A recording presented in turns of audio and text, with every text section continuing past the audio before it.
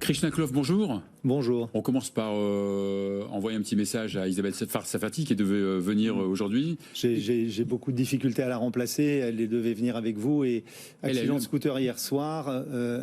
Rien de grave, mais une épaule un peu abîmée pendant quelques semaines. Alors, vous êtes chirurgien plasticien, vous êtes cancérologue, ancien chef de service de l'Institut Curie, spécialisé dans le sein.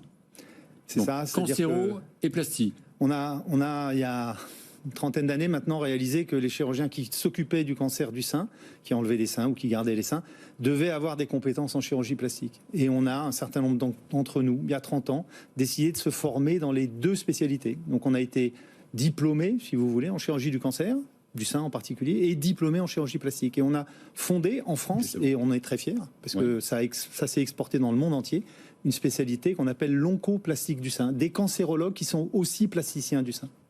Et donc vous avez créé, il y a près de 20 ans presque, en 2005, vous avez créé avec Isabelle Sarfati, justement, vous êtes les deux cofondateurs, l'Institut du sein. L'Institut du sein Paris. Consacré au sein SAIN ou pathologique. Sein SAIN ou pathologique. En fait, à l'Institut du sein Paris, puisqu'ensuite il y a eu d'autres instituts du sein, les bonnes idées se répètent et se reproduisent. Donc l'Institut du sein Paris, c'est une équipe de chirurgiens qui s'occupent du sein malade, le cancer, de la reconstruction, et aussi des plasticiens qui s'occupent de la chirurgie esthétique du sein. Donc on a une activité cancérologique, reconstruction et esthétique du sein. Alors, après un cancer du sein, il n'y a pas tout le temps il n'y a pas de mastectomie systématique, heureusement. Non, en France, on a des taux très élevés de conservation. 70-72% des Françaises qui ont un cancer du sein gardent leur sein. Donc 28% ont une mastectomie. C'est l'un des taux les plus forts au monde. D'accord, ça fait donc sur 60 000 cancers du sein par an, donc 20 000 quand même vont subir une mastectomie à peu près. C'est ça, un peu moins, mais avec les patientes qui ont une mastectomie secondairement, schématiquement, tous les ans, 20 000 femmes en France ont une mastectomie, une ablation du sein, avec reconstruction immédiate dans 17% des cas. Une mastectomie partielle ou totale ? Totale. Quand on dit mastectomie, là, on parle des mastectomies totales. Oui, on n'enlève pas simplement la tumeur, c'est une mastectomie totale. Et donc, qui dit mastectomie dit, heureusement, donc reconstruction. Et cette reconstruction peut se faire soit immédiatement, soit de façon différée ? C'est ça. Il faut que les femmes qui ont une mastectomie sachent que une ablation du sein peut toujours être reconstruite. On reconstruit des patientes qui sont très jeunes, mais on reconstruit aussi des patientes qui sont très âgées. La reconstruction est toujours possible. La discussion qu'il y a avec les cancérologues, c'est est-ce qu'on peut la faire en même temps ? Donc le plus souvent, la réponse est oui, si les équipes sont formées à ça. Mais ces femmes qui n'ont pas eu une reconstruction immédiate peuvent toujours bénéficier d'une reconstruction quelques mois plus tard. Oui, on parle de plusieurs milliers, de dizaines de milliers de femmes qui sont en attente de reconstruction. Oui, parce que si vous faites le calcul, on a 60 000 cancers du sein en France, en gros 20 000 mastectomies. Sur 10 ans, ça fait 200 000 femmes qui ont eu une mastectomie en France. Combien de chirurgiens oncologues et toutes ne sont pas reconstruites. Et des chirurgiens très spécialisés en reconstruction, on n'est pas très nombreux. Oui. Et surtout, le plus souvent, ne sont pas regroupés dans des équipes. Vous avez des chirurgiens qui s'occupent de reconstruction, qui sont un peu isolés. Ce qu'on a décidé de monter dans le cadre de l'Institut du sein Paris, c'est une équipe qui s'appelle Restitute et qui est dédiée à la reconstruction du sein. Donc justement, ce Restitute donc évite, va faciliter le parcours, c'est ça, de la patiente. Alors l'idée de Restitute, c'est de dire, tout comme pour le cancer du sein, il y a un parcours qu'on peut vous faciliter. Le cancer du sein, c'est des équipes constituées. Tout le monde trouve ça normal de se faire prendre en charge par une équipe.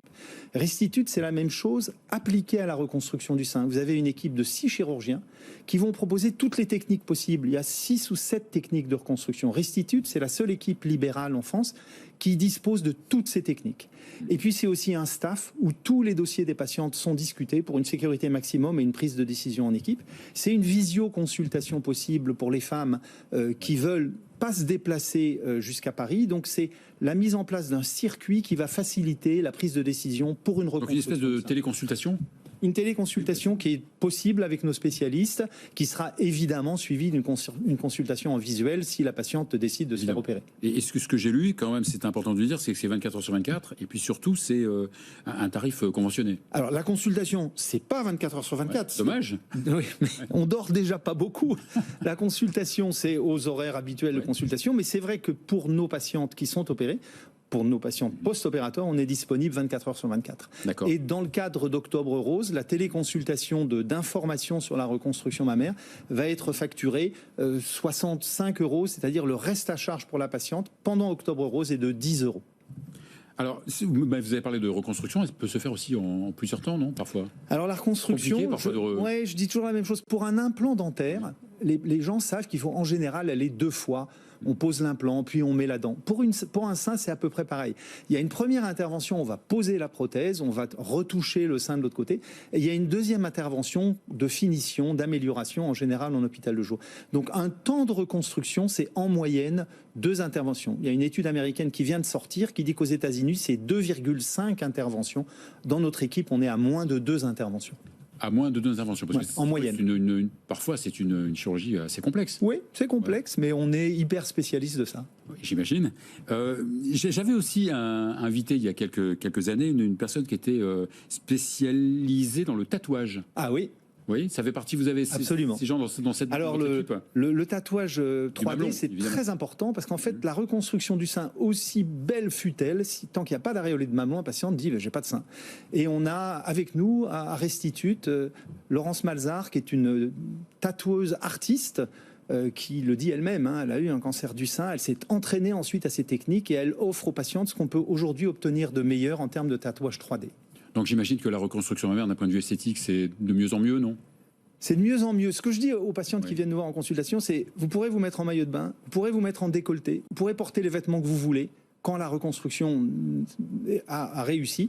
Quand vous serez nu devant votre miroir, évidemment les 2 seins sont différents, mais on va vous redonner la possibilité de vivre une vie normale sans avoir cette prothèse externe que vous mettez tous les jours. Qui est lourde en plus. Qui est lourde, qui est inconfortable et qui est surtout un rappel de la maladie.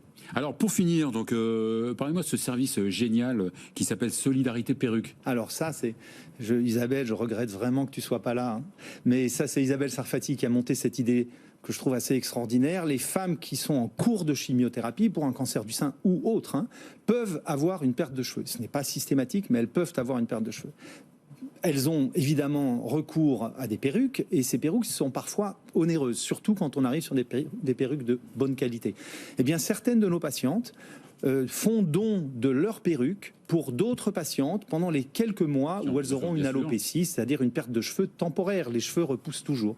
Donc, Solidarité Perruque, ça a été monté pour mettre en rapport celles qui n'ont plus besoin de leurs perruques et celles qui vont en avoir besoin pendant quelques mois. Sans passer par l'Institut, bien Sans passer par l'Institut. C'est un site à part qu'Isabelle Sarfati a monté à la force du poignet. Et puis c'est vrai que Isabelle Sarfati me disait que les femmes qui ont utilisé ces perruques sont contentes de s'en débarrasser, de donner le relais à d'autres. J'ai eu des béquilles et des attelles pendant quelques temps à chaque accident de moto et je suis très content de jeter mes béquilles et mes attelles. Merci beaucoup Krishna Kloff. On embrasse Isabelle Sarfati, Merci. Patron de l'Institut du sein et de Restitute.